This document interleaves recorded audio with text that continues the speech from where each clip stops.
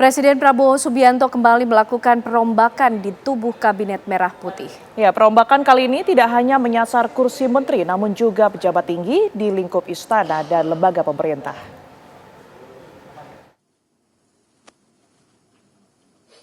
Hari ini Presiden Prabowo Subianto melantik 8 pejabat baru di Kabinet Merah Putih di Istana Negara. Acara dimulai dengan pembacaan keputusan Presiden atau Kepres tahun 2025 tentang pemberhentian dan pengangkatan menteri dan wakil menteri negara. Usai pembacaan Kepres, Presiden Prabowo memimpin sumpah jabatan yang diikuti oleh seluruh pejabat baru. Mereka yang dilantik diantaranya Letjen Purnawirawan TNI Jamari Chaniago sebagai Menteri Koordinator Bidang Politik dan Keamanan atau Menko Polkam. Kemudian Erick Thohir yang sebelumnya menempati posisi sebagai Menteri BUMN kini menjabat sebagai Menteri Pemuda dan Olahraga. Selanjutnya, politikus Partai Demokrat Afrian Syah Nur dilantik menjadi Wakil Menteri Ketenagakerjaan. Keempat, politikus Partai Gerindra Rohmat Marzuki ditunjuk sebagai Wakil Menteri Kehutanan. Lalu Farida Faricha sebagai Wakil Menteri Koperasi. Presiden Prabowo juga melantik Angga Raka Prabowo sebagai Kepala Badan Komunikasi Pemerintahan atau BKP yang sebelumnya dikenal sebagai PCO dan menggantikan Hasan Nasbi. Lalu Muhammad Kodari yang sebelumnya Wakil KSP menjadi Kepala Staf Kepresidenan. Terakhir, Komjen Pol Purnawirawan Ahmad Doviri ditunjuk sebagai Penasihat Khusus Presiden Bidang Keamanan dan Ketertiban Masyarakat dan Reformasi Kepolisian. Selain melantik menteri dan wakil menteri, Presiden Prabowo juga melantik pejabat di lembaga pemerintahan. Nanik Sudaryati Deang dilantik sebagai Wakil Kepala Badan Gizi Nasional. Selain itu, Presiden juga melantik Sony Sanjaya sebagai Wakil Kepala BKN dan terakhir Sarah Sadika sebagai Kepala Lembaga Kebijakan Pengadaan Barang Jasa Pemerintah. Pelantikan pejabat kali ini merupakan rangkaian lanjutan kebijakan reshuffle kedua Kabinet Merah Putih pada 8 September lalu. Pada reshuffle hari ini tidak terlihat sosok Wakil Presiden Gibran Rakabuming Raka. Mensesnek Prasetyo Hadi menyatakan Gibran tengah berada di luar kota. Tim TV One mengabarkan.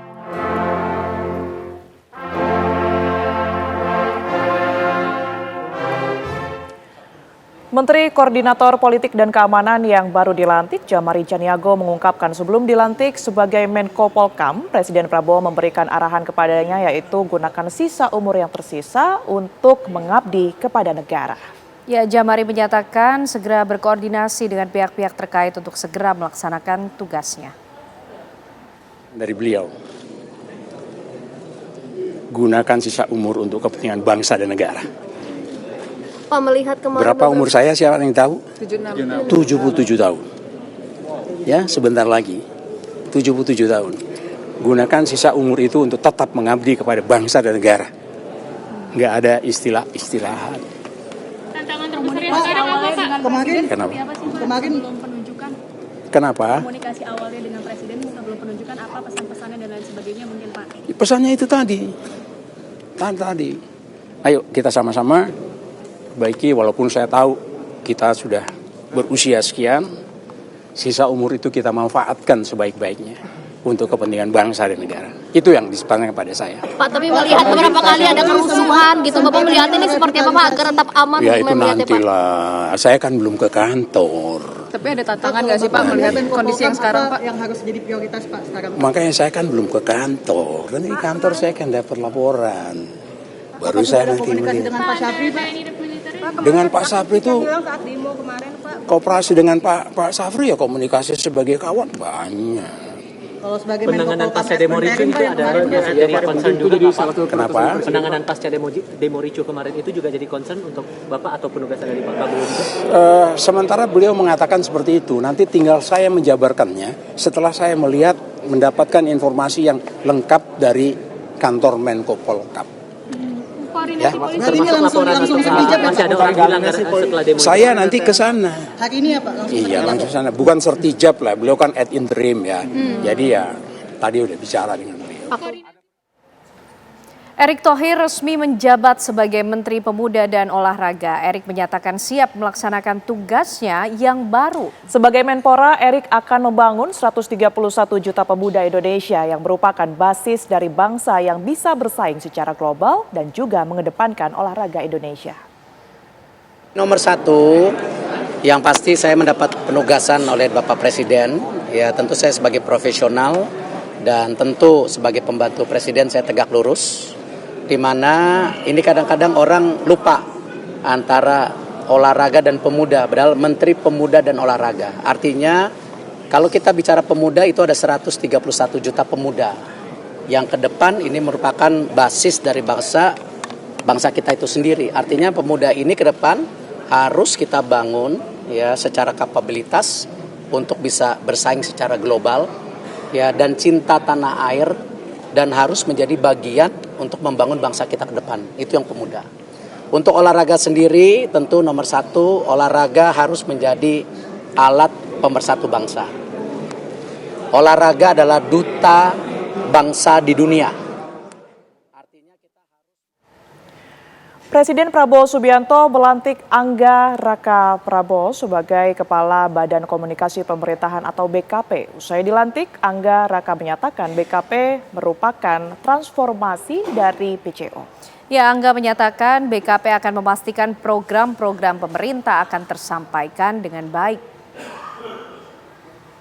Selamat sore rekan-rekan sekalian, baru saja saya dilantik sebagai Badan Komunikasi Pemerintah di penambahan penugasan dari Bapak Presiden di bidang komunikasi.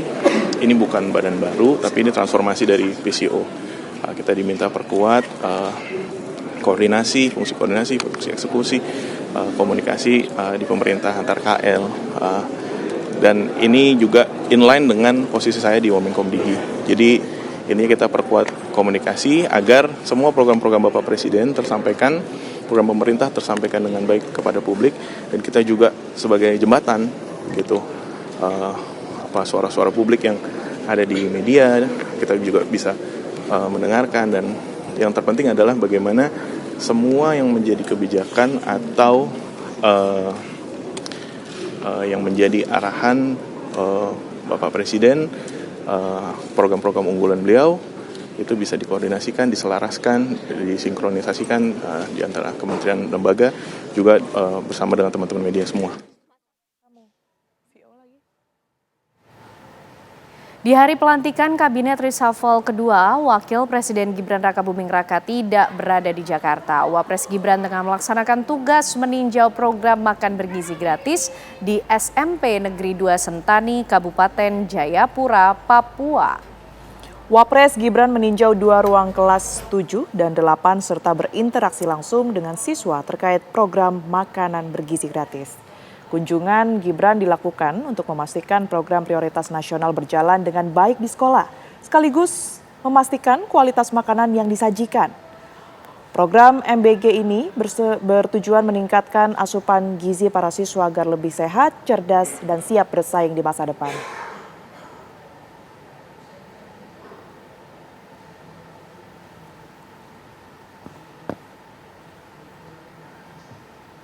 Kita ke informasi lainnya, pemirsa. Polres Mojokerto menggelar rekonstruksi pembunuhan disertai mutilasi dengan tersangka AM. Rekonstruksi dilakukan di rumah kos di Jalan Lidah Wetan.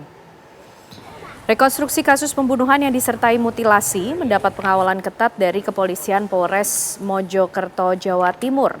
Dengan tangan di borgol, tersangka digiring ke lokasi kejadian dan kemudian memperagakan 37 adegan pembunuhan sadis yang dilakukannya.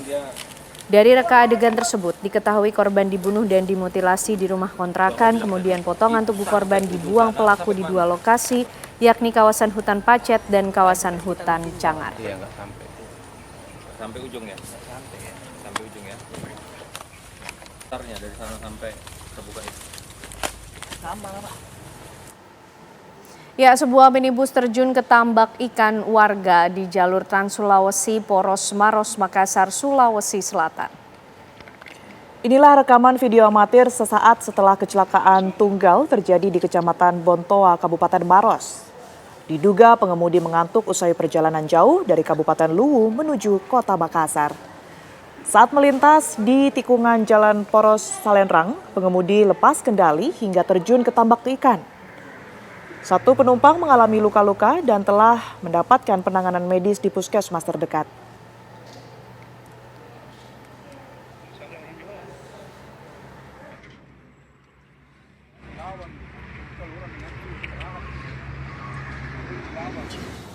Pemirsa, 2 orang maling tertangkap warga dan polisi usai gagal mencuri motor di wilayah Kabupaten Pasuruan, Jawa Timur.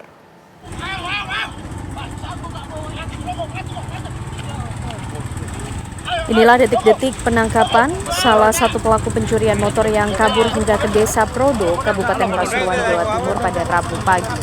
Warga bersama anggota polisi mengejar pelaku berinisial M, warga Desa Plososari. Berusaha lepas dari kejaran, pelaku sempat melempar bondet ke arah petugas dan warga. Sementara satu pelaku lainnya berinisial R tak berdaya di tengah sawah setelah bondet yang dibawanya meledak. Tangannya terluka parah hingga akhirnya dievakuasi oleh pihak kepolisian menuju RSUD Grate. Sebelumnya, kedua pelaku melancarkan aksi pencurian motor di depan koperasi CMD. Namun aksi keduanya dipergoki warga dan langsung kabur hingga terjadi pengejaran.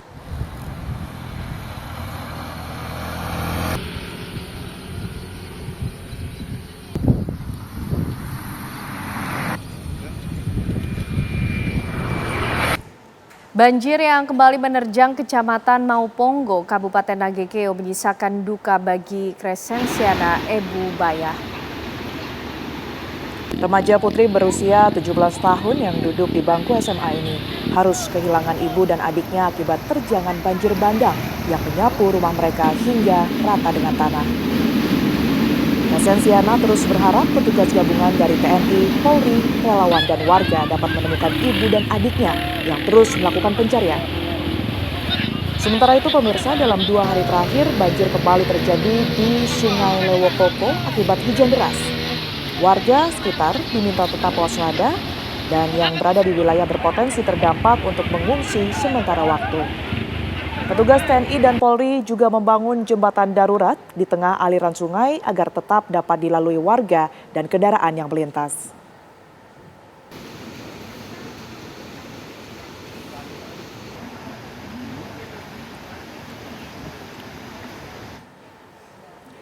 Tim gabungan terus mencari satu keluarga yang hilang saat banjir besar melanda Bali dengan lokasi pencarian yang diperluas. Petugas yang terdiri dari Basarnas, TNI Polri, dan relawan ini terus melakukan pencarian dengan menyisir sungai hingga menuju pinggir pantai Mengening. Tak hanya itu, petugas juga menggunakan alat berat hingga anjing pelacak untuk mencari korban di reruntuhan bangunan rumah korban. Rencananya, proses pencarian korban hilang ini akan berlangsung hingga Kamis besok. Selain tetap melakukan pencarian korban hilang, petugas juga membersihkan sampah sisa banjir yang ada di sungai agar tidak menghambat arus air jika banjir kembali terjadi. Berdasarkan data sementara yang dihimpun Kabupaten Badung, korban meninggal dunia sebanyak 1 orang dan 3 orang hilang yang masih dalam upaya pencarian.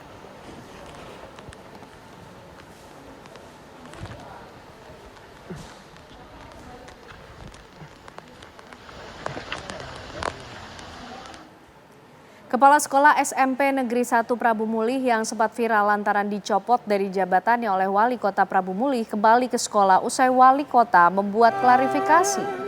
Sebelumnya para pengguna media sosial sempat dihebohkan kabar pencopotan Roni Ardiansyah sebagai Kepala Sekolah SMP Negeri 1 Prabu Mulih usai memberikan teguran kepada anaknya. Usai ramai di media sosial, Arlan, Wali Kota Prabu Mulih, melakukan klarifikasinya. Sang Wali Kota membenarkan telah memanggil Roni dengan tujuan memberikan teguran karena banyaknya kasus di lingkungan sekolah yang dilaporkan masyarakat dan tidak bermaksud mencopot Roni dari jabatannya. Arlan juga membantah jika pencopotan Kepala Sekolah SMP Negeri 1 Prabu Mulih ini terkait teguran terhadap anaknya. Sebelumnya pemirsa, beredar rekaman gambar amatir momen sedih perpisahan Kepala Sekolah SMP Negeri 1 Prabu Mulih usai dicopot mendadak dari jabatan Kepala Sekolah. Dinarasikan, Roni menegur seorang siswa yang memarkirkan kendaraan mobil di lapangan sekolah yang kemudian diketahui sebagai anak dari Wali Kota Prabu Mulih.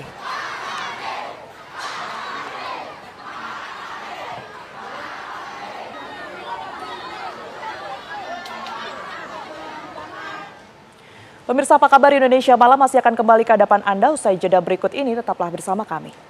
Angin segar yang dinanti publik datang dari rapat yang digelar di Gedung Parlemen Senayan belum lama ini.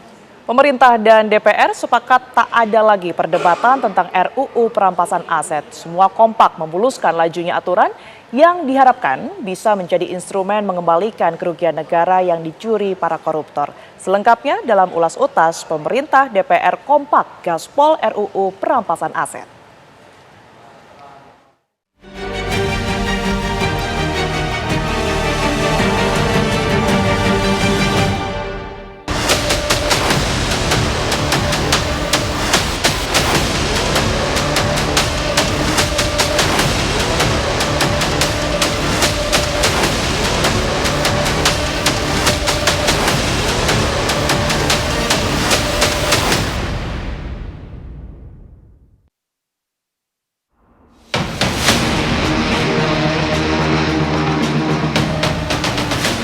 Isu rancangan undang-undang RUU perampasan aset memasuki babak baru.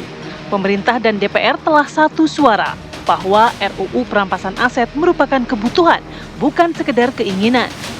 Dalam rapat kerja Badan Legislasi, Baleg DPR bersama Menteri Hukum, pimpinan Baleg menegaskan bahwa RUU perampasan aset sudah diusulkan masuk program legislasi nasional Prolegnas Prioritas 2025. Dan ini tetap sebagai inisiatif DPR, ya.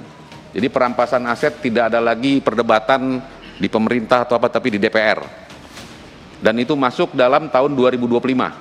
Jadi RUU tentang perampasan aset, terima kasih karena pemerintah juga sebenarnya sudah siap dan hari ini kita harus memberi apresiasi yang luar biasa kepada DPR karena memenuhi janji untuk mengambil alih penyusunan draft RUU tentang perampasan aset.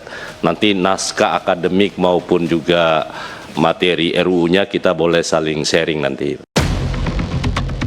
Sebelumnya nasib RUU perampasan aset seperti terkatung-katung hingga menggema desakan agar RUU tersebut segera disahkan menjadi undang-undang. Presiden ke-7 Joko Widodo pun ikut angkat bicara, menyambut angin segar yang dihembuskan wakil rakyat di Senayan. Jokowi mengungkapkan di masa pemerintahannya sudah 3 kali mendorong agar RUU perampasan aset dibahas di DPR. Namun kala itu belum ada suara bulat dari fraksi-fraksi. Saya mendukung penuh dibahasnya kembali rancangan undang-undang perampasan aset. Dan ini penting sekali dalam rangka pemberantasan korupsi. Sangat penting. Dan itu sudah, seingat saya sudah 3 kali kami mendorong agar RUU perampasan aset ini pada saat itu segera dibahas di DPR, dan di tahun 2023 bulan Juni kita juga mengirimkan surat ke DPR untuk segera RUU perampasan aset itu dibahas di DPR. Tapi memang fraksi-fraksi di sana belum menindaklanjutinya saat itu. Kini sikap seluruh fraksi di Parlemen Senayan tampaknya tak perlu dipertanyakan lagi. Mereka telah kompak mendukung melajunya RUU perampasan aset untuk memperkuat undang-undang terkait pemberantasan korupsi. Kita paham sebetulnya undang-undang yang terkait dengan pemberantasan korupsi itu sudah ada ya, seperti undang-undang Tipikor, terus kemudian undang-undang TPPU gitu loh. Nah, tapi untuk lebih menguatkan lagi, maka kemudian ada diperlukan instrumen-instrumen tambahan seperti undang-undang perampasan aset ini. Nah, jadi sebetulnya kita harus memahami dan menyadari betul ya bahwa ini adalah bagian dari upaya kita untuk melakukan pemberantasan korupsi. Dan saya kira kita semuanya sepakat, setuju dan berkomitmen ya, saya dan teman-teman DPR bersama pemerintah sangat setuju ya bahwa undang-undang ini harus kita bentuk, harus kita susun menjadi bagian dalam upaya kita secara sangat serius melakukan pemberantasan korupsi. Melajunya RUU perampasan aset menjadi langkah besar bagi pemerintah dan DPR yang dinanti masyarakat. Semua elemen bangsa ini menginginkan perampasan aset yang sejati, yakni bertujuan agar hasil kejahatan bisa dirampas secara optimal untuk negara. Sepanjang yang bersangkutan, seorang tersangka terdakwa tidak bisa membuktikan hasil kepemilikannya, apakah itu bergerak, tidak bergerak, kemudian terkait deposito, itu tidak bisa dijelaskan asal-usulnya, itu disita oleh negara. Jadi ada minimal tapi tidak ada maksimal, karena kunci dari perampasan aset adalah mengoptimalisasi hasil kejahatan dirampas untuk negara yang tanpa mulai proses pidana, yang tadi saya katakan sebagai bentuk antisipasi pemeriksaan di pendahuluan. Di pemeriksaan pendahuluan, asal itu bisa diputuskan dan penetapan pengadilan, disita oleh negara. Ini sebagai pilihan pahit politik hukum dalam rangka percepatan pemberantasan tindak pidana korupsi. Tentu saja tak ada garansi bahwa implementasi Undang-Undang Perampasan Aset akan selalu mulus sebagai alat pemberantasan korupsi. Karena itu, ada sederet hal penting yang tak boleh diabaikan agar tak terjadi penyimpangan atau penyalahgunaan wewenang. Jadi yang pertama, isi dari perampasan aset itu harus tajam. Yang kedua, tapi tidak boleh sekadar tajam. Kalau sekadar tajam, ini senjata sakti yang bisa digunakan untuk menusuk lawan politik, untuk menginjak kaki orang, untuk memeras, untuk menghancurkan ya seseorang. Sehingga butuh akuntabilitas. Jadi butuh keseimbangan antara ketajaman isi dan juga akuntabilitas. Agar apa? Agar para penegak hukum tidak abuse of power, tidak menyalahgunakan kewenangan yang besar ini ketika mereka menjalankan undang-undang perampasan aset nantinya. Nah, bagaimana agar perampasan aset itu bisa akuntabel? Yang pertama, harus ada akuntabilitas. Setiap bentuk pengambilan tindakan oleh aparat penegak hukum terkait dengan perampasan aset harus melalui persetujuan dari pengadilan. Jadi dilakukan objektifikasi, tidak dilakukan semena-mena oleh aparat penegak hukum. Aparat penegak hukum harus tanya dulu kepada hakim, kepada pengadilan, boleh nggak mengambil langkah-langkah ini? Ya, jangan sampai aturan perampasan aset justru menjadi senjata untuk kepentingan-kepentingan politik maupun yang lainnya. Lantas, bagaimana DPR melihat kekhawatiran akan penyimpangan itu? Pertama harus tadi disesuaikan dengan sistem hukum kita yang relatif tidak mengenal ya atau semi tidak mengenal pembuktian terbalik ya, walaupun di beberapa undang-undang semacam TPPU itu masih ada. Penerapan ini memang harus nanti melalui proses peradilan misalnya ya, keputusan peradilan. Nah, yang kedua juga tadi itu kita harus cermat ya, harus hati-hati ya supaya undang-undang ini tidak bisa disalahgunakan ya oleh pihak-pihak tertentu. Katakanlah seperti ada upaya politisasi, kemudian kriminalisasi, gitu. Bagaimana aparat-aparat penegak hukum kita itu nanti betul-betul bisa memahami undang-undang ini, bisa memiliki integritas, kecakapan dan profesionalitas dalam menegakkan hukum melalui penerapan undang-undang ini. RUU Perampasan Aset ditargetkan rampung tahun 2025 ini. Meski dikebut, namun pembahasannya tetap harus melibatkan publik secara bermakna. Publik harus mengetahui isinya, bukan hanya judul sampulnya saja.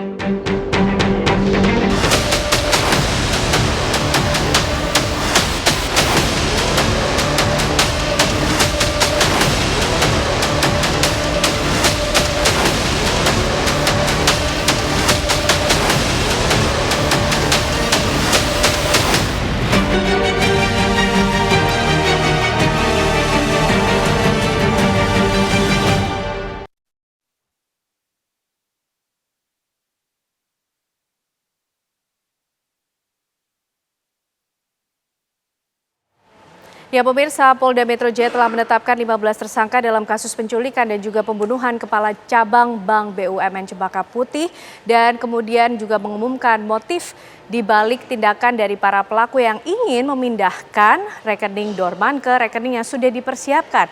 Dari mana kemudian para pelaku mendapatkan ide tersebut? Kami hadirkan pembahasannya untuk Anda usai jeda.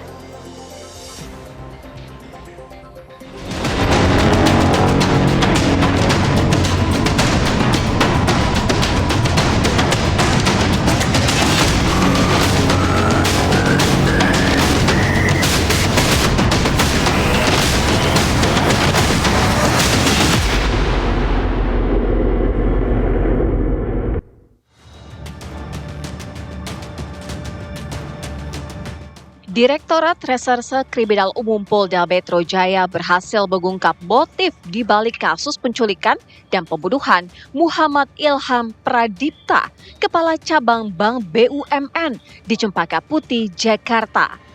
Diduga motif utama pembunuhan Ilham Pradipta yakni memindahkan dana dari rekening dorman ke rekening penampungan yang sudah mereka siapkan. Seperti diketahui, rekening dorman merupakan rekening bank yang tidak aktif karena tidak ada transaksi, baik debit maupun kredit, dalam jangka waktu tertentu. Adapun motif daripada para pelaku melakukan perbuatannya, yaitu para pelaku ataupun para tersangka pemindahan rekening penampungan yang telah dipersiapkan.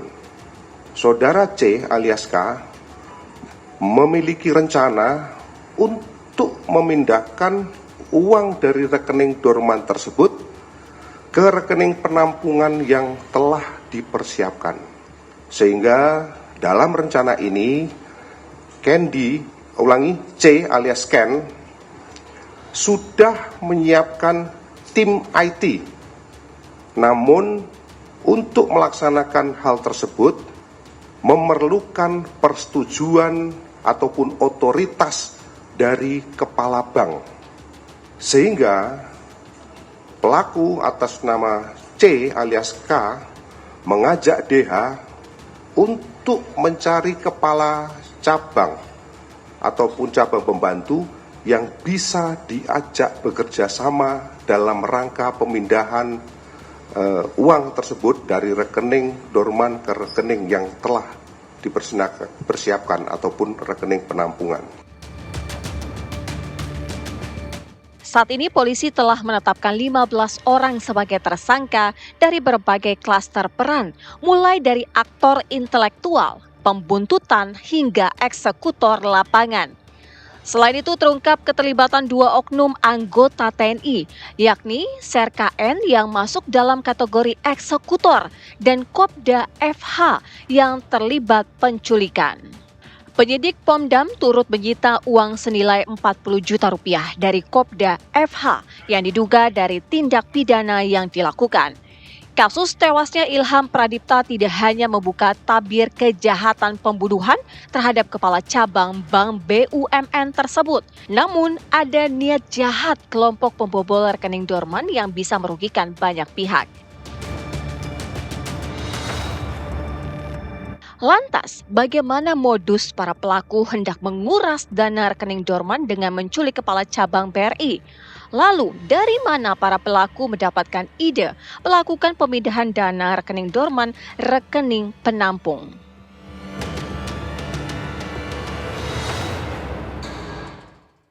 Ya, baik, pemirsa, Polda Metro Jaya ini sudah mengumumkan kemudian 15 orang yang ditetapkan sebagai tersangka dalam kasus penculikan dan juga pembunuhan dari Kepala Cabang Bank BUMN di Cempaka Putih, Jakarta beberapa waktu lalu. 2 dari 15 ini bahkan merupakan oknum TNI, pemirsa.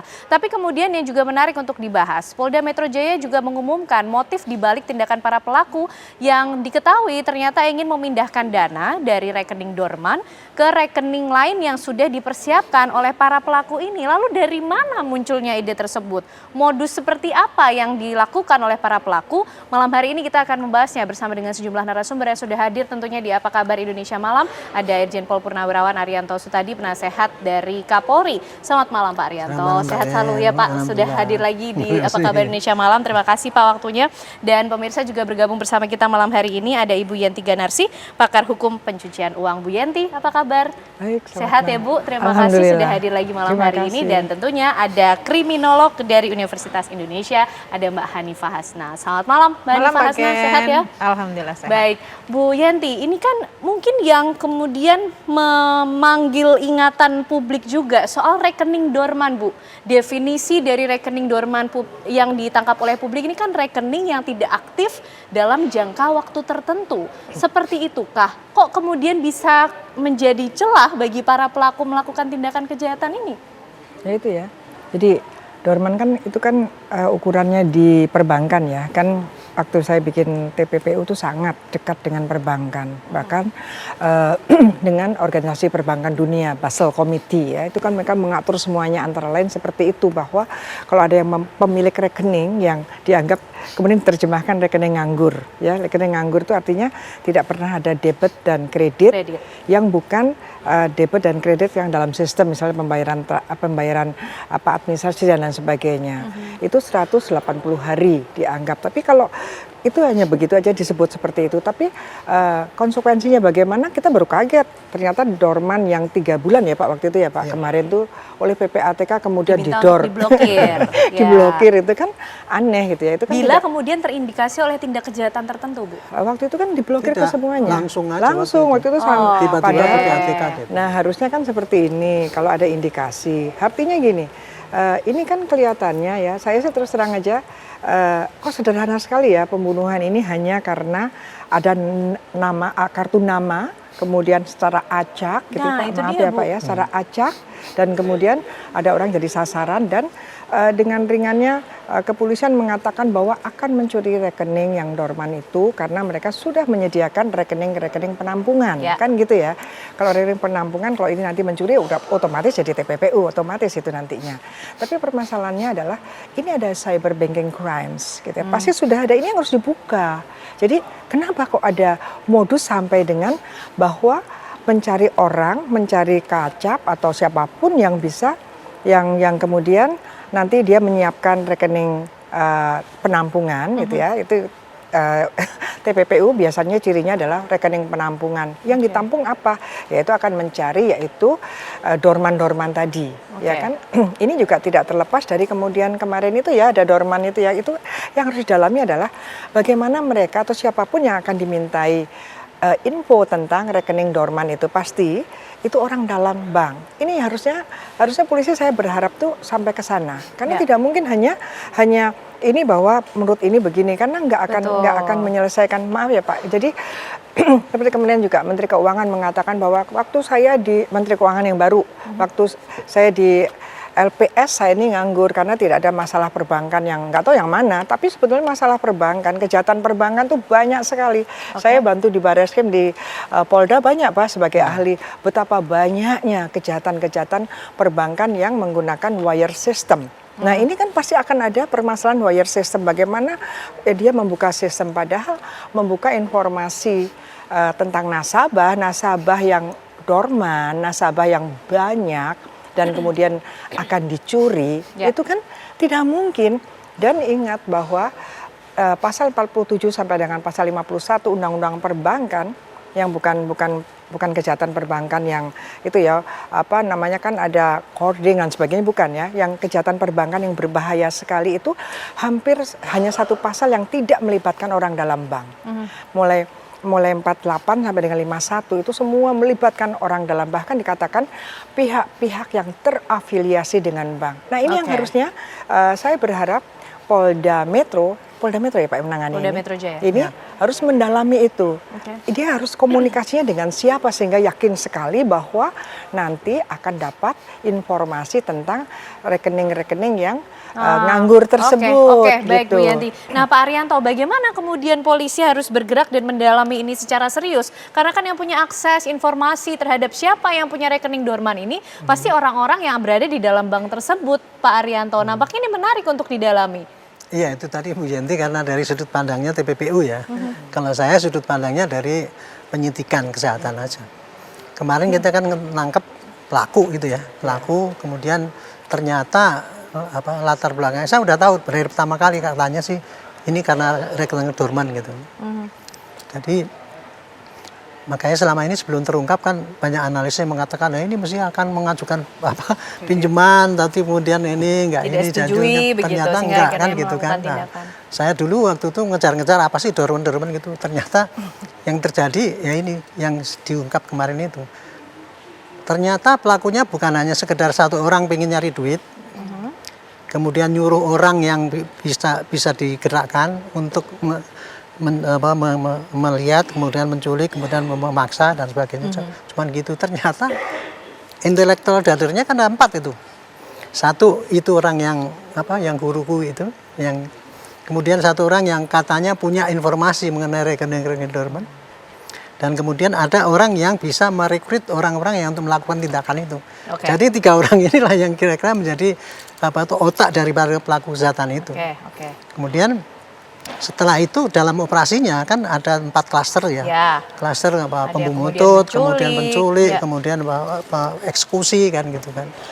Nah, ternyata untuk pembunuhannya ini sendiri kan sampai sekarang masih rancu. Ini siapa yang sebenarnya membunuh? Ya, bahkan kemudian polisi juga mengungkapkan ada potensi bertambahnya. Iya, makanya itu kan kalau dalam kacamata penyidik gitu, dia larinya hanya pada yang berkutat pada alat bukti yang ada situ.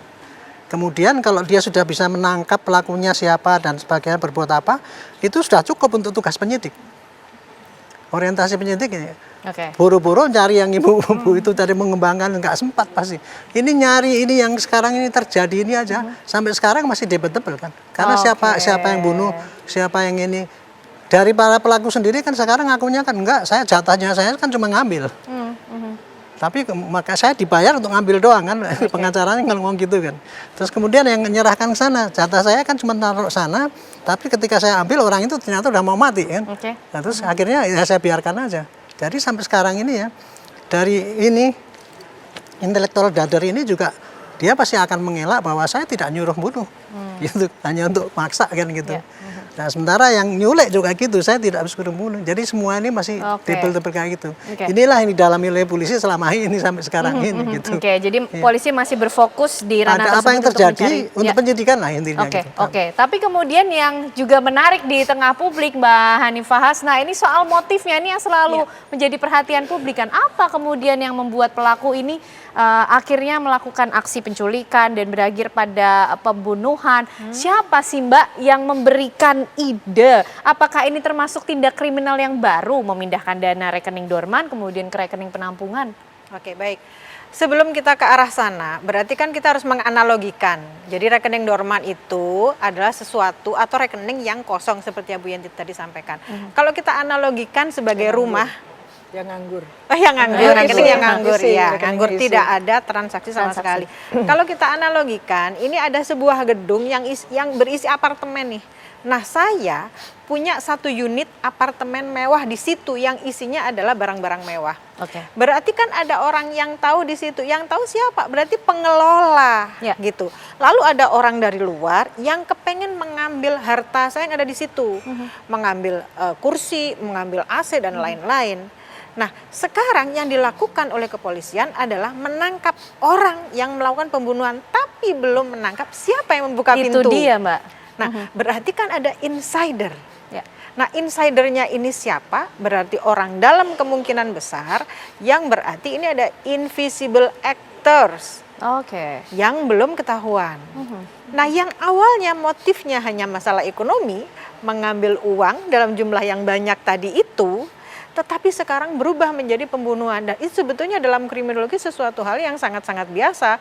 Ketika seseorang secara ekonomi ingin mengambil sesuatu secara ekonomi, tapi tidak berhasil karena kejahatannya sudah terorganisir, dia harus menyelamatkan sekian banyak orang dan menutup kemungkinan si saksi ini untuk melaporkan, nanti dia harus melakukan pembunuhan. Itu. Yang kedua, sudah berkembang menjadi enterprise crime. Karena ini sudah menjadi bisnis.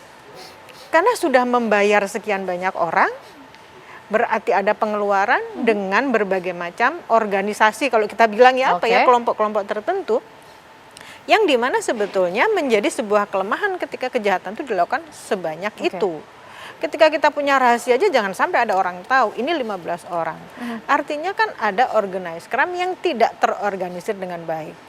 Jadi yang terakhir adalah bahwa kekuasaan atas seseorang yang memiliki akses untuk memberikan laporan tadi itu ternyata itu menjadi ancaman yang sangat besar bagi pelaku sehingga dia harus dibunuh. Jadi satu lagi Mbak, bisa jadi ini bukan by design untuk membunuh korban. Karena awalnya dia hanya ingin mendapatkan approval atau entah apa ya kesepakatan apa. Tapi ketika itu tidak didapatkan menjadi by eskalasi, melakukan Oke, nah nanti kita lebih lengkap bicara mengenai itu ya. Tapi paling tidak di segmen awal ini kita mendapatkan sejumlah clue atau tanda yang punya informasi insider orang dalam pasti ya, yang tahu siapa kemudian pemilik, bagaimana kemudian nominalnya di dalam rekening Dorman tersebut. Lalu siapa kemudian aktor di balik ini semua, invisible aktor itu. Kita akan cari jawabannya pemirsa, usai jeda kami kembali untuk Anda. Baik pemirsa, kita kembali melanjutkan pembahasan malam hari ini mengenai kasus penculikan berakhir pembunuhan pada Kepala Cabang Bank BUMN Cempaka Putih yang motif para pelakunya ini memindahkan dana dari rekening Dorman ke rekening penampungan yang sudah dipersiapkan. Pak Arianto, ini termasuk kejahatan perbankan? Polisi sudah sering menangani hal ini kah? Atau apa kesulitan dan tantangannya sih sebetulnya Pak? Ya kalau seandainya itu memang terjadi pemindahan itu seperti tadi ya Dorman kemudian kalau itu sudah terjadi ini jelas kejahatan perbankan. Cuman masalahnya di dalam kasus yang kita bicarakan sekarang ini kan laporan yang masuk kan ada orang meninggal. Orang meninggal kemudian sudah ditelusuri ternyata ada motifnya adalah begitu, baru percobaan membobol bank, kira-kira kan gitu yang sekarang tepat ini. Percobaan membobol bank yaitu uang-uang yang di Dorman itu supaya bisa diambil. Itu yang terjadi, itu sebagai motif untuk mendorong itu. Nah kemudian yang terjadi di lapangan adalah gara-gara orang ini pengen membobol bank, dia suruhan orang, kemudian menyewa orang profesional yang biasa melakukan kegiatan kayak gitu itu, kemudian dilakukanlah itu terjadi. Ternyata dalam prakteknya di lapangan itu tidak sesuai dengan skenario. Skenario tadinya kan belum tentu harus dibunuh, tapi ternyata terbunuh di itu. Nah sekarang yang membunuh itu saling udur lah bahasa Jawanya itu, saling tunjuk menunjuk, saya nggak bunuh kan gitu kan. Itu makanya apalagi yang nyuruh ini nanti dia kan bisa mengatakan loh saya nggak nyuruh kok, saya hanya nyuruh dia mengambil kan gitu kan. Tapi begini, itu masalahnya. Pak Arianto, kalau misal polisi berfokus pada kasus penculikan dan juga pembunuhan, tapi kan motif ini kan juga jadi menarik Pak. Nah nanti polisi juga masih akan bisa bergerak untuk mengungkap siapa sebetulnya invisible actor itu Pak, yang kemudian dicurigai kayaknya ordal nih. Kalau saya ini kalau gitu, dalam hal Pak ini ya, Arianto. kalau seandainya itu memang betul-betul terjadi pembobolan itu tadi ya itu. Ya jelas yang invisible orang itu yang nyuruh itu tadi, yang mengatakan bahwa saya punya rahasia ini, data-data ini, ayo kita kerjain. Itu masuk, kalau seandainya itu terjadi betul ya, pembobolan banknya itu tadi, ya itu bisa kena dia. Tetapi dalam hal ini kan belum terjadi itu. Yang terjadi malah orang mati. Jadi fokus daripada penyidikan ini ya pasti pada itu. Nah kemudian kalau untuk sasaran seperti Bu Yanti tadi katakan, mestinya kejahatan perbankan itu juga ditelusuri. Nah itu menjadi tugas polisi dalam tugasnya sebagai antisipasi pencegahan kejahatan. Yang selama ini selama ini tugas pokok polisi tidak ada tuh dalam undang-undang pokok kepolisian itu nggak ada mencegah kejahatan atau memerangi kejahatan, nggak ada. Adanya cuma penegakan hukum, memelihara Kamtipmas, kemudian sama melayani masyarakat. Tidak ada tugas memerangi kejahatan, memberantas kejahatan. Kalau di mana-mana terjadi kejahatan pasti polisi yang ditunjuk kan gitu kan. Tetapi negara tidak memberi biaya pada polisi untuk mencegah, untuk menyerang. Ini makanya itu kesempatan nih kalau ada undang-undang baru. Itu jangan cuma berkutat undang-undang polisi. Melemahkan polisi, bukan, ini justru tugasnya kurang. Gitu. Baik, Bu Yanti, kita tertarik dengan tadi orang-orang dalam ini kayaknya yang punya akses terhadap informasi rekening Dorman. Jangan-jangan memang mastermind-nya, aktor paling besarnya memang orang di dalam perbankan itu sendiri, Bu Yanti.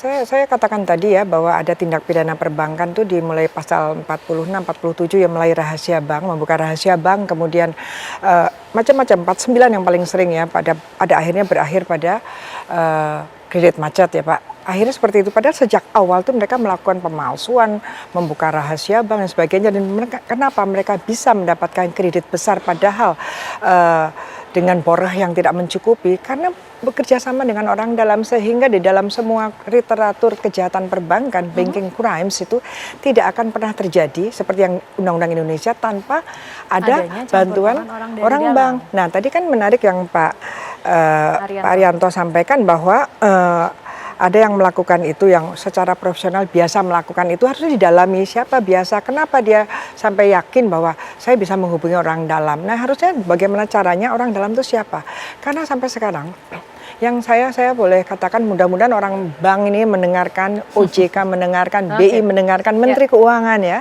Jadi bahwa yang namanya gagalnya adanya TPPU atau ada gagalnya tidak patuhnya bank melakukan laporan terhadap nasabah yang memang harus dilaporkan. Itu ada ya. Kemudian judul-judul itu merembak, kenapa? Dan kemudian ketahuannya karena banknya tidak pernah, ini loh ada transaksi mencurigakan berkaitan dengan judul, yaitu kecil-kecil dan banyak. Aktif dari perbankan begitu Bu Yanti? Dan harus, padahal itu harus, itu adalah bank obligation ya. Jadi itu ada kewajiban bank. Hanya sayangnya undang-undang mengatakan kalau ada TPPU dan kemudian ada kejahatan perbankan, ya, artinya ada transaksi mencurigakan yang tidak dilaporkan kepada PPATK, itu pidananya hanya 250 juta. Ya yang disembunyikan 1 triliun ya nggak apa-apa banknya. Nah di situ tidak ada ancaman pidana Pak. Dulu yang undang-undang lama TPPU ada gitu. Jadi tadi membuat undang-undang itu ya kalau cuma 250 juta, bank yang tadi Bapak bilang di luar negeri bahkan kerugiannya triliunan. Ya. Tapi begini, kejahatan perbankan itu Pak Arianto ya, itu memang banyak sekali Pak ya, yang Bapak mengatakan bahwa polisi kayaknya tidak sanggup gitu ya, karena mungkin anggarannya tidak ada gitu aja ya Pak ya, sehingga karena itu kan harus ya, dan dari tiga tugas polisi tadi sebetulnya kalau ada anggaran, ini anggaran yang paling besar karena memberantas kejahatan, ya kan. Jadi memang penganggaran itu kan aneh ya di Indonesia. Saya selalu mengatakan penggajian juga nggak jelas dasarnya apa gitu ya. Nah kemudian penganggaran ini untuk memberantas kejahatan yang yang potensi kerugiannya besar sekali. Kalau dananya kecil yang nggak bisa lah.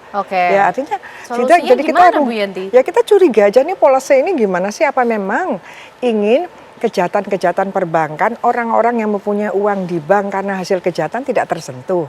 Ya, tadi Pak Arianto mengatakan tidak bisa menyentuh, tidak bisa mengungkap, tidak terungkap ya Pak ya. Artinya kenapa Pak? Nggak sanggup. Nah kan sedih sekali ya. Harusnya profesionalitas polisi itu harus sedemikian rupa karena sekarang ada cyber banking crime, cyber laundering ya, itu semuanya cyber. Bu Yanti, berarti artinya selama ini kejahatan bank itu berjalan begitu langgeng. Mungkin dari peristiwa ini saja karena kemudian ada yang meninggal, baru akhirnya ketahuan terungkap. Ya? Nah itu yang kita inginkan adalah jangan-jangan yang tadi bilang bahwa dia menjanjikan ada informasi, jangan selama ini sudah jalan. Ini baru kali ini ketahuan gitu kan. Dan mohon maaf ya Pak Wira kan yang menyatakan bahwa melalui kartu nama itu kan urut dia kan, kartu nama kemudian acak itu kasihan banget ini kepala bank ini kok. Ya kita harus melindungi juga kan, ini ada korban seperti ini, jadi inginnya itu betul-betul dibongkar ya, tidak mungkin hanya sekedar itu ya. Memang betul Pak Arianto tadi mengatakan ya fakta hukumnya ya itu ada orang dibunuh gitu kan, terbunuh. Kemudian dicari, kemudian ternyata meninggalnya itu tidak wajar, itu adalah pembunuhan kan gitu ya.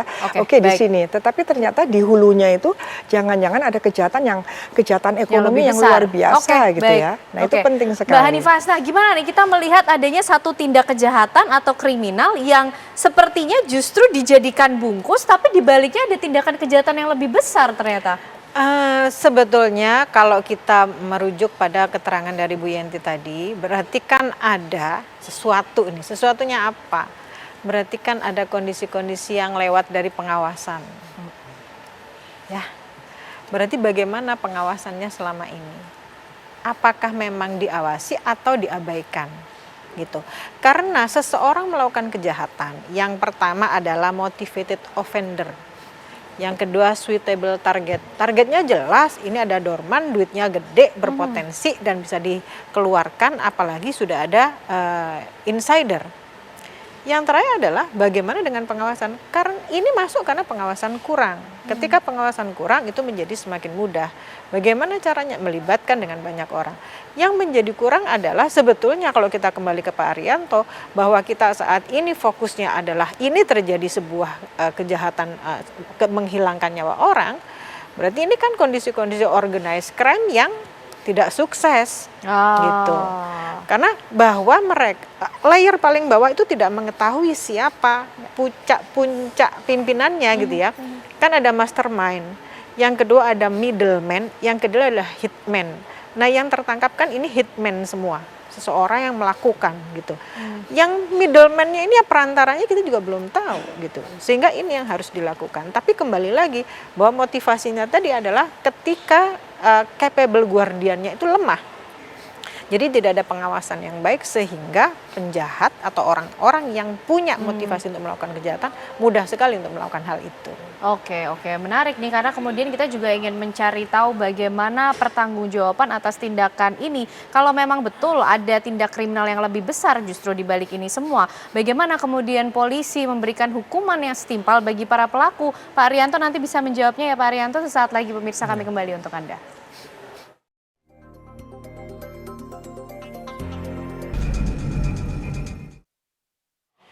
Ya pemirsa, hari ini Presiden Prabowo Subianto melakukan perombakan kabinet. Ini kalau kita ingat sepanjang setelah dilantik ini adalah yang kedua, dan hari ini kita sama-sama menyaksikan ya siapa-siapa saja yang kemudian ini sudah di reshuffle. Dan pemirsa, pemerintah dan juga DPR ini kompak melakukan gaspol RUU perampasan aset, dan berikut informasinya untuk Anda.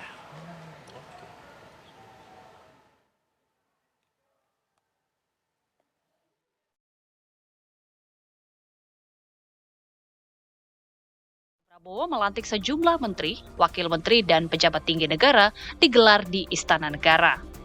Posisi Menteri BUMN yang tadinya dijabat Erick Thohir, kini Erick menjadi Menteri Pemuda dan Olahraga Menpora. Sementara Menko Polkam telah diisi oleh nama baru, Letjen Purnawirawan TNI Jamari Caniago. Sementara untuk posisi wakil menteri, Presiden melantik Afriansyah Nur, politikus Partai Demokrat. Afriansyah Nur pernah menjabat sebagai Wamenaker pada tahun 2022-2024. Untuk Wakil Menteri Kehutanan, Prabowo melantik politikus Partai Gerindra, Rohmat Marzuki. Sedangkan untuk Wakil Menteri Koperasi, ditunjuk Farida Faricha. Selain itu, Presiden juga melantik pejabat setingkat menteri, yaitu Angga Raka Prabowo, yang sebelumnya menjabat sebagai Wakil Menteri Komunikasi dan Digital sebagai Kepala Badan Komunikasi Pemerintah. Posisi ini menggantikan Hasan Nasbi. Sementara itu, Muhammad Kodari yang sebelumnya Wakil Kantor Staf Kepresidenan KSP menjadi Kepala Staf Kepresidenan. Kemudian, Staf Khusus Presiden Bidang Reformasi Polri dan Kamtibmas Komjen Pol Purnawirawan Ahmad Doviri. Pelantikan pejabat kali ini merupakan rangkaian lanjutan kebijakan reshuffle kedua Kabinet Merah Putih pada 8 September lalu. Lantas, apakah perombakan kabinet akan membuat pemerintahan lebih solid? Akankah reshuffle kali ini menjadi persiapan dan konsolidasi pemerintahan memasuki tahun kedua yang akan datang?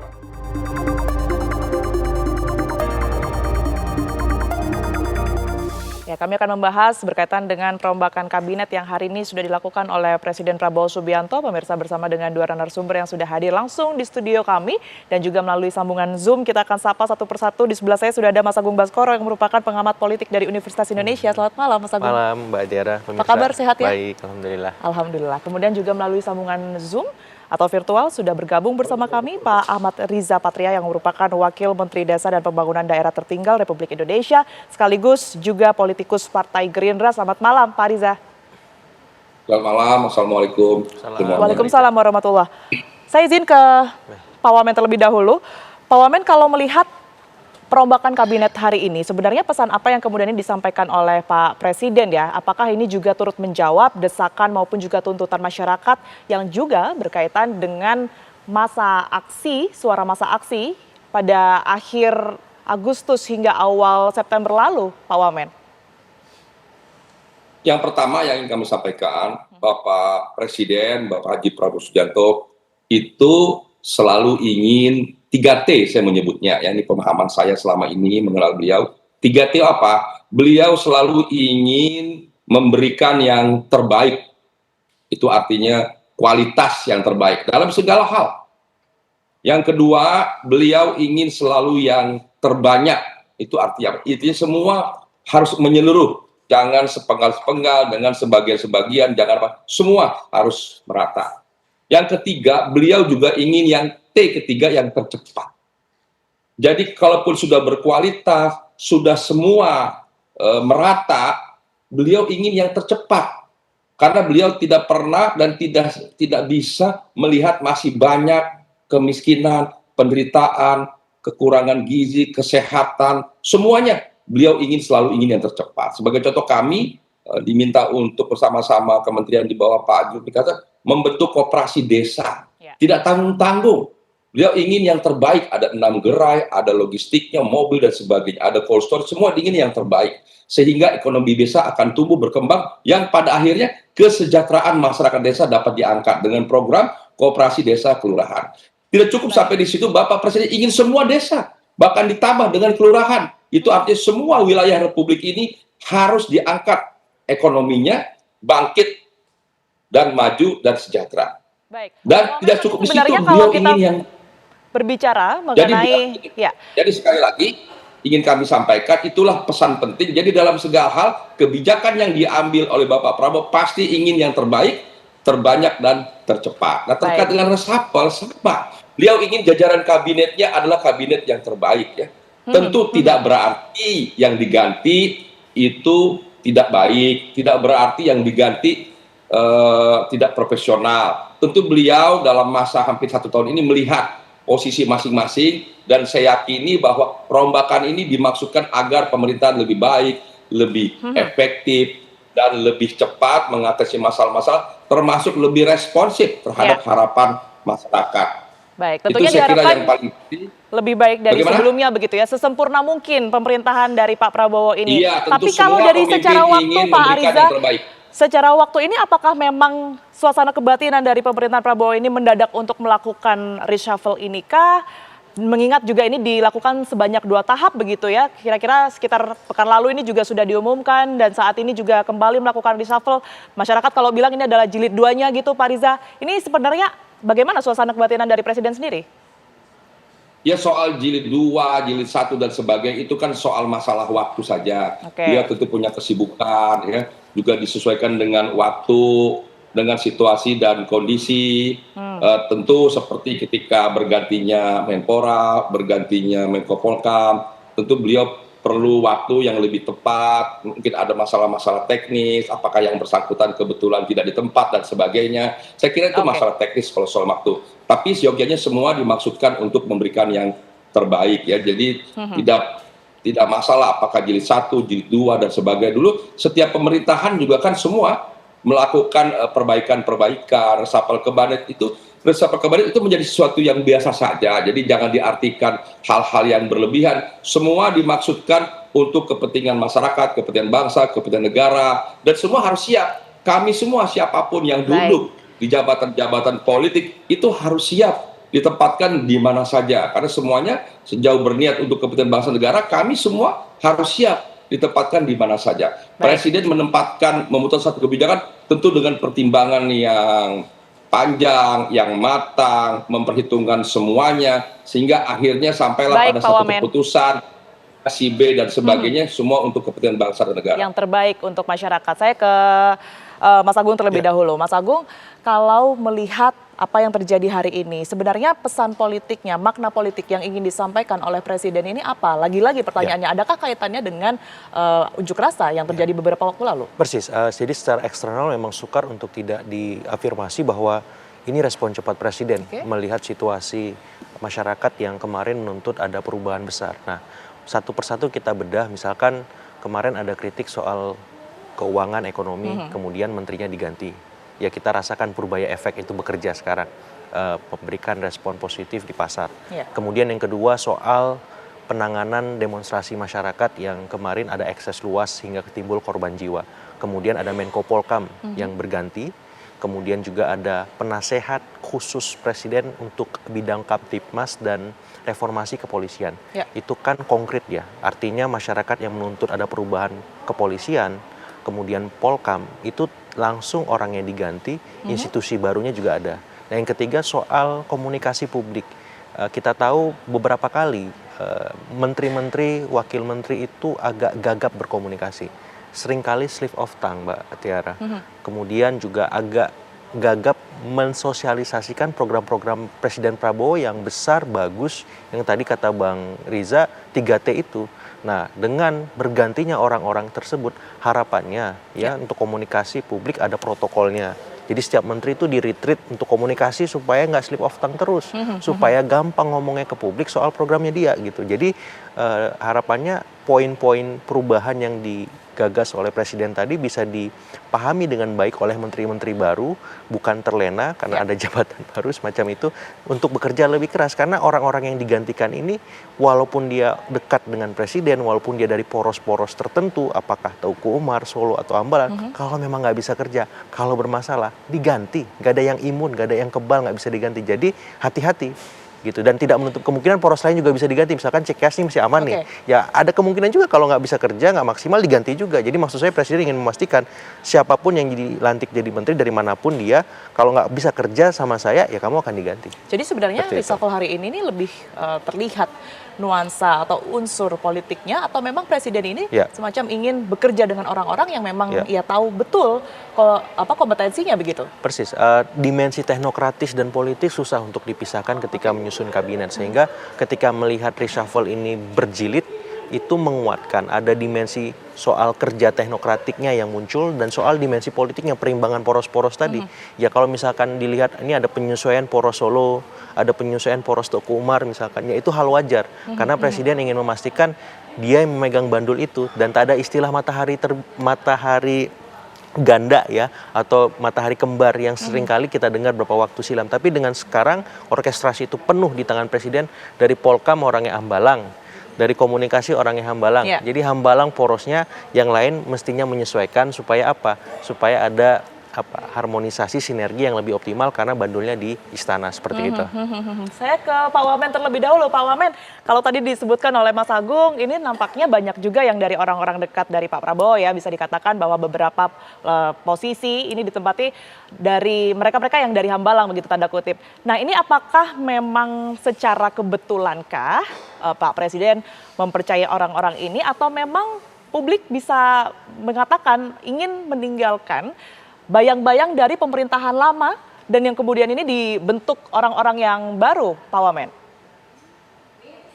Ya begini, setiap pemimpin atau setiap presiden kan tentu ingin mencapai satu tujuan untuk kepentingan bangsa negara yang lebih baik, sejahtera, maju, dan seterusnya.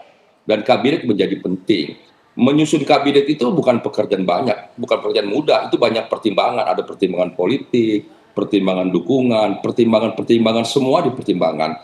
Tapi ada satu hal yang tidak kalah penting, apa itu profesionalisme, apa itu orang-orang yang dapat dipercaya, apa itu orang-orang yang bisa menuntaskan, yang bisa memahami apa yang menjadi keinginan, cita-cita, mimpi, kehendak dari presiden atau dari pemimpinnya. Nah mungkin ini salah satu pertimbangan kenapa ada beberapa orang, tidak semua tentu, ada yang memang sudah lama bersama dengan beliau. Mungkin ada pertimbangan-pertimbangan seperti itu. Bukan semata-mata kebetulan saja orang itu kebetulan dari Gerindra. Tapi lebih dari itu adalah orang-orang ini yang diyakini oleh beliau bisa membantu melakukan percepatan. Seperti yang saya bilang tadi, tidak cukup bagi Bapak Presiden hanya terbaik, tidak cukup hanya terbanyak, beliau ingin tercepat. Nah orang-orang ini diharapkan bisa mewujudkan selain terbaik, terbanyak juga bisa tercepat. Jadi saya kira itu masalah teknis. Posisinya juga kan kita tahu tidak semua pada posisi-posisi sebagai menteri, tapi lebih banyak sebetulnya dari internal kami pada posisi sebagai wamen untuk memberikan dukungan pada menteri-menteri terkait untuk membantu lebih memahami bagaimana keinginan, harapan, dan cara-cara mengatasi termasuk merespon tuntutan masyarakat, tuntutan rakyat yang sedemikian. Beliau berkali-kali menyampaikan sejak dulu, tidak hanya presiden kami di Partai Gerindra diingatkan, jangan berperilaku glamor, berlebihan, menggunakan mobil, tas. Kami di anggota DPR diingatkan, jangan pakai tas-tas mahal, sepatu, jam tangan, semua ditanya, ini jamnya mereknya apa, berapa harganya, tasnya berapa. Apa maksud dari Pak Presiden? Dia ingin semua hidup sederhana. Rakyat kita masih banyak yang susah. Sekalipun kalian sudah hidup cukup, tolong jangan dipertontonkan. Jadi penting sekali bagi beliau, penampilan saja menjadi perhatian beliau. Kami pakai baju dikritisi. Ini bajunya seperti apa? Harus rapi, harus bersih, tidak bermerek. Kalau bermerek malah beliau tidak suka. Tas-tas itu yang perempuan-perempuan di Gerindra itu ditanyain oleh beliau tuh. Itu satu hal yang ingin saya sampaikan di sini. Begitu perhatian di beliau kepada rakyat, tidak ingin para pejabat atau kader partai mertontonkan yang tidak baik. Jadi dia ingin memberikan yang terbaik, apalagi soal substansi. Begitu ya. apalagi soal program, apalagi soal kesejahteraan, soal ekonomi, soal politik. Beliau ingin yang terbaik. Soal penampilan saja beliau ingin yang terbaik, bersahaja, sederhana dengan masyarakat bangsa dan rakyat Indonesia. Oke, bagi masyarakat Indonesia, Mas Agung, kalau kita melihat yang salah satu yang juga turut di reshuffle ya, ini adalah posisi strategis sebagai Menko Polkam yang tadi sudah disebut oleh Mas Agung juga. Kita melihat bahwa sosoknya ini juga dari militer, sebelumnya adalah dari kepolisian begitu ya. Anda melihat apa yang kemudian diinginkan ya oleh Pak Prabowo dengan pergantian ini?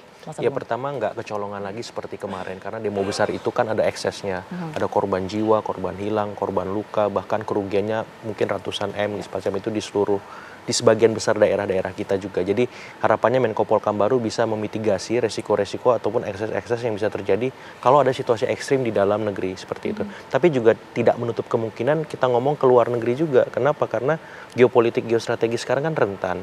Nah harapannya Menko Polkam yang berlatar belakang militer, beliau Pangkostrat dulu, kemudian Kasum TNI terakhir, bisa membaca situasi global itu sama baiknya dengan situasi domestik. Sehingga apa Presiden ketika membutuhkan masukan cepat, ya bisa segera mengeksekusi hal-hal yang perlu dilakukan. Tidak seperti kemarin kan, ada situasi di mana kesan yang muncul agak terlambat Presiden merespon karena memang ada kemudian komunikasi yang tidak tersambung, ada disharmoni dan seterusnya. Sehingga ini kedepannya nggak terjadi lagi. Itu satu. Yang kedua, kita berharap Menko Polkam ini bisa bertindak lebih persuasif, lebih humanis kepada semua stakeholdernya termasuk masyarakat sipil. Dalam artian misalkan ada peraturan demonstrasi jam 6 berhenti. Nah pastikan menteri atau anggota DPR itu mendatangi demonstran, merespon itu. Jangan sebatas berhenti saja demonstrasinya, nggak boleh lagi. Tapi ketika memang nggak ada orang yang menemui, berarti harus ada diskresi dong. 1-2 jam, misalkan jam 7 sampai jam 8, supaya apa? Demonstrasi ini nggak ada alasan untuk anarkis. Nah Menko Polkam itu harus bisa menjemput itu, merasakan denyut itu supaya apa? Tidak ada lagi demonstrasi yang berakhir ricuh. Karena apa? Karena sudah didengar kok, ada yang menemui kok. Kalau misalkan demonstran yang coba-coba merusuh, ya kita warga juga akan marah dengan sendirinya karena pemerintah udah serius. Kenapa kamu yang demo kok begitu? Tapi kalau memang pemerintahnya nggak serius, demonya terus tapi nggak direspon, kan juga kita kesel semacam. Jadi maksud saya Menko Polkam harus lebih progresif, lebih aktif, lebih berinisiatif menjemput masalah-masalah yang ada di bawah seperti itu. Baik, singkat saja mungkin Mas Agung. Kalau kita melihat penasihat khusus Presiden bidang Kamtibmas dan Reformasi ini kan dari kepolisian juga ya. Betul. Apakah ini juga sebagai sinyal bahwa nantinya juga akan terjadi perombakan besar di tubuh Polri? Ya, mungkin saja karena ini kan salah satu tuntutan dari masyarakat sipil. Ada 200-an anggota organisasi masyarakat sipil yang menuntut reformasi kepolisian. Dan Presiden menindaklanjuti itu. Dan saya berharap penasihat khusus Presiden soal Kamtibmas dan kepolisian reformasi ini bisa bertindak lebih maksimal ya, memberikan masukan-masukan kepada Presiden, memulai reformasi itu dari mana, di bagian apa, dan harus bagaimana, supaya apa? Ini prosesnya smooth, soft ya, dan tidak ada yang istilah saya ya membuat turbulensi di internal kepolisian itu, tapi sambil jalan, sambil kita memperbaiki itu. Tapi kalau memang harus ada perombakan besar-besaran, kenapa enggak? Kita pengen polisi yang kuat, yang bisa menopang demokrasi kita. Kalau misalkan polisinya nggak sehat, bermasalah, ini kan membahayakan juga seperti itu. Jadi saya berharap penasihatnya jalan, tapi saya juga berharap ada tim reformasi kepolisian yang itu anggotanya masyarakat sipil terlibat juga supaya ini terkawal seperti itu. Oke, baik Mas Agung. Pertanyaannya kemudian adalah fokus dari pemerintahan Pak Prabowo ini ke depannya kemana setelah adanya reshuffle ini? Apakah mengenai politik saja atau kemudian keamanan? Karena memang beberapa hal berkaitan dengan keamanan ini juga menjadi fokus utama begitu ya. Tapi kami akan bahas pemirsa usai jeda berikut ini. Tetaplah bersama kami di Apa Kabar Indonesia Malam.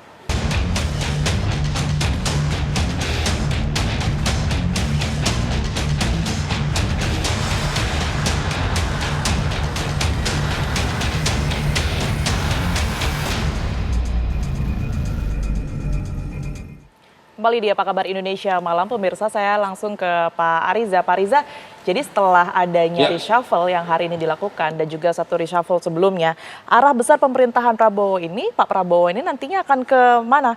Apakah nanti juga akan ke penguatan politik, keamanan, dan juga kinerja? Karena beberapa hal ini kan juga sering kali difokuskan oleh Presiden. Ya tentu sebagai Presiden kan pemimpin seluruh bangsa, pemimpin seluruh program, pemimpin mengatasi semua masalah. Jadi tidak bisa dipilah-pilah. tentu kalau bicara utama, dimanapun kita berada, keamanan menjadi faktor yang penting. Betapapun majunya suatu negara, suatu bangsa, kalau tidak aman kan tidak bisa. Gitu. Jadi aman tentu penting. Kemudian apalagi, Indonesia ini juga negara demokrasi terbesar ketiga. Tentu demokrasi politik juga tidak kalah penting. Kemudian karena kita bangsa yang besar, yang berkembang, yang ekonominya masih ada di pedesaan, jadi ekonomi juga penting. Jadi 3 hal ini tentu penting. Apa itu tadi? Soal keamanan penting, soal politik menjadi penting, soal ekonomi penting, apalagi soal agama itu penting, karena kita masyarakat yang beragama, bangsa yang beragama, dan bangsa kita bangsa yang sangat heterogen. Jadi tentu masalah agama juga tidak kalah penting. Apalagi mau disebut masalah pendidikan, bangsa kita penting mengangkat pendidikan masyarakat bangsa, itu menjadi perhatian Bapak Prabowo. Tidak hanya sekolah-sekolah unggulan, Bapak Prabowo memperhatikan ada 330.000 sekolah yang perlu direnovasi. Beliau memberi perhatian, perlu anggaran yang besar. Kemudian gizi, ada program MBG, ada sekolah rakyat. Beliau tidak ingin lagi anak-anak tukang beca, anak pemulung, ya, yang tidak sekolah, diberi sekolah rakyat dengan pendidikan, dengan asrama, dengan makan yang segalanya. Jadi semua, apalagi nutrisi, vitamin, dengan MBG, gizi, semua. Apalagi masalah-masalah sosial, masalah stunting, semua penting ya. Sebagai presiden, sebagai pemimpin, tentu apapun masalah anak, masalah kekerasan rumah tangga juga menjadi perhatian. Jadi tidak ada satupun masalah di Republik ini yang tidak menjadi perhatian beliau sebagai presiden. Tentu semuanya harus diuraikan oleh para pembantunya. Pembantunya harus paham, semua menteri, wamen, dan seluruh jajaran kabinet harus mengerti apa yang sering saya sampaikan menjadi mimpi presiden, cita-cita presiden, keinginan presiden, dan tentu program visi misi presiden apalagi sudah dituangkan dalam RPJMP dan seterusnya. Jadi saya kira tugas kita semua sebagai pembantu presiden dan tentu juga seluruh masyarakat tidak sekedar mendukung, tapi menjadi bagian yang ikut bergerak bersama-sama, mengawal, membantu agar semua program pemerintahan ini segera berjalan dengan baik. Buat siapa? Tentu buat seluruh rakyat, seluruh bangsa, seluruh masyarakat. Jadi saya ingin mengajak semua ini, resapel ini sebuah proses yang biasa saja. Yang paling penting adalah sejauh mana semua yang diberi amanah ini bekerja dengan sebaik mungkin. Dan kita semua sebagai warga bangsa menjadi bagian pemerintahan ini, menjadi bagian satu negara untuk memberikan kontribusi terbaiknya dimanapun kita berada, apapun posisi kita, apapun agama, suku bangsa, siapapun warga bangsa harus memberikan yang terbaik. Kontribusi apa, prestasi apa yang sudah kita buat bagi bangsa dan negara. Kami tangkap poinnya. Ya, saya ke Mas Agung. Mas Agung, seluruh aspek difokuskan oleh Pak Presiden, baik itu dari politik, hukum, dan juga keamanan, serta kinerja tentunya ya. Tapi kalau Anda melihat dengan adanya langkah dan juga pergerakan yang terjadi belakangan ini, apakah nantinya juga memicu ada kemungkinan reshuffle kesekian, Mas Agung? Ya, ini tergantung kinerja anggota kabinet yang lama ya, karena tuntutan publik kan makin kesini makin konkret, makin jelas macam itu. Misalkan sudah ada reformasi kepolisian dalam sebuah tim, dalam sebuah misalkan penasihat khusus presiden. Nah, kita menunggu misalkan bagaimana reformasi partai politik. Karena ini akar muasal kenapa anggota-anggota dewan kemarin itu problematik dan bermasalah misalkan. Nah, ini kita tunggu nih, kapan reformasi partai politik lewat misalkan revisi undang-undang pemilu itu terjadi. Supaya sistem pemilu sehat, partai politik kita membaik, sehingga orang-orang di dalam partai itu benar-benar orang-orang yang berkualitas, orang-orang yang punya integritas, bukan hanya sekedar punya isi tas macam itu. Sehingga masyarakat ketika nanti memilih anggota dewan itu benar-benar yang dari yang terbaik semacam itu di setiap dapil. Nah, ini yang kita tunggu. Langkah berikutnya bagaimana memastikan proses perubahan ini juga berlangsung di partai politik. Karena kalau partai politiknya sehat, baik, kiranya mungkin 50% atau sekian puluh persen masalah negeri kita akan selesai dengan mudah. Karena ini yang harus kita kuatkan, partai politik kita, supaya lebih baik, lebih sehat seperti itu. Tanggapan Anda Pak Wamen bahwa memang penguatan partai politik ini juga bisa dikatakan harus menjadi fokus pemerintahan juga ya, karena banyak masyarakat yang turut bergantung dengan perwakilan masing-masing bahwa pesan mereka juga akan tersampaikan kepada pemerintah melalui partai-partai politik dan juga kader-kadernya. Ya memang demokrasi kita kan memberikan ruang bagi partai politik tidak hanya hadir tapi berkembang dan maju, bahkan partai diberi kesempatan ruang untuk memberikan kontribusi terbaiknya bagi pembangunan bangsa. Partai politik ada di DPR, ada di kabinet, bahkan ada di tempat-tempat lain.